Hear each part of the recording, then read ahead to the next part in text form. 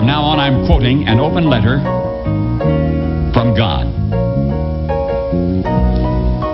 My dear children, and believe me, that is all of you, I consider myself a pretty patient guy. I mean, look at the Grand Canyon. It took millions of years to get it right. And about evolution, boy, nothing is slower than designing that whole Darwinian thing to take place, cell by cell, gene by gene. And I have been patient through your fashions, your civilizations, wars and schemes, and the countless ways that you take me for granted until you get yourselves into big trouble again and again. I want to let you know about some of the things that started ticking me off.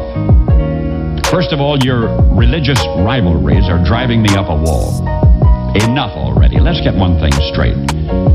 These are your religions, not mine. I'm the whole enchilada. I'm beyond them all. Every one of your religions claims that there's only one of me, which, by the way, is absolutely true, but in the very next breath, each religion claims that it's my favorite one, and each claims its Bible was written personally by me, and that all of the other Bibles are man-made. Oh, me. How do I ever begin to put a stop to such complicated nonsense? All right.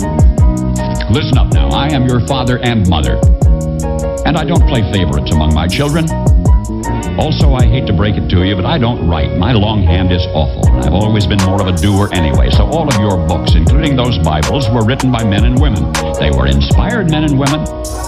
They were remarkable people, but they also made mistakes here and there, and I made sure of that so that you would never trust a written word rather than your own living heart. You see, one human being to me, even a bum on the street, is worth more than all of the holy books in the world. That's just the kind of a guy I am. My spirit is not an historical thing. It's alive, right now, as fresh as your next breath.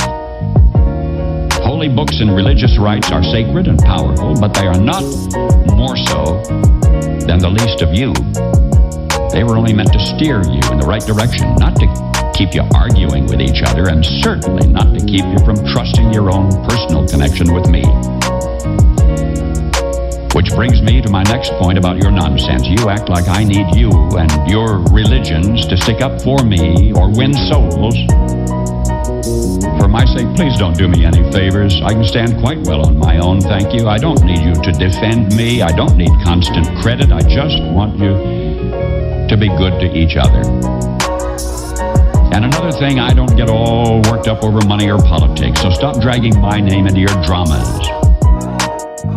Now, the thing is, I want you to stop thinking of religion as some sort of a loyalty pledge to me. The true purpose of your religions is so that you can become more aware of me, not the other way around. Believe me, I know you already. I know what's in each of your hearts. And I love you anyway, with no strings attached. So lighten up and enjoy me. That's what religion's best for. What you seem to forget is how mysterious I am. You look at the petty differences in your scriptures and you say, well, if this is the truth, then that can't be.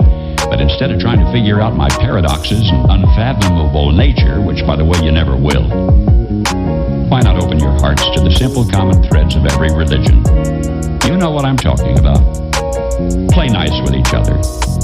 Love and respect everyone. Be kind. Even when life is scary or confusing, take courage and be of good cheer, for I'm always with you. And learn how to be quiet so that you can hear my still small voice. I don't like to shout. Leave the world a better place by living your life with dignity and gracefulness. For you are my own child. Hold back nothing from life. For the parts of you that can die surely will, and the parts that can't won't. So don't worry. Be happy. I stole that last line from Bobby McFerrin, but who gave it to him in the first place? Simple stuff now. Why do you keep making it so complicated? It's like you're always looking for an excuse to be upset. And I am very tired of your main excuse. Do you think I care whether you call me God or Yahweh or Jehovah, Allah, Waka Tonka, Brahma, Father, Mother, even the void of Nirvana? Do you think I care which of my special children you feel closest to? Jesus, Mary, Buddha, Krishna, Muhammad, or any of the others? You can call me and my special ones any name you choose, if only you will go about my business of loving one another as I love you. How can you keep neglecting something so simple? No, I am not telling you to abandon your religions. Enjoy your religions, honor them, learn from them, just as you should enjoy, honor, and learn from your parents. But do you walk around telling everyone that your parents are better than theirs? Your religion, like your parents, may always have the most special place in your heart. I don't mind that at all. And I don't want you to combine all of the great traditions into one big mess. Each religion is unique for a reason. Each has a unique style so that people can find the best path for themselves. But, my special children, the ones that your religions revolve around, all live in the same place, in my heart. And they get along perfectly, I assure you.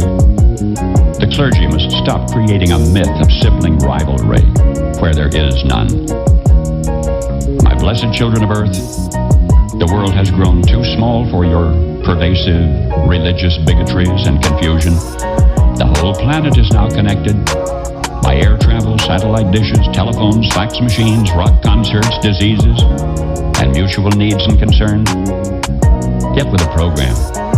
If you really want to help me celebrate the birthday of my son Jesus, then commit yourselves to figuring out how to feed your hungry and clothe your naked and protect your abused and shelter your poor, and just as important, make your own everyday life a shining example of kindness and good humor.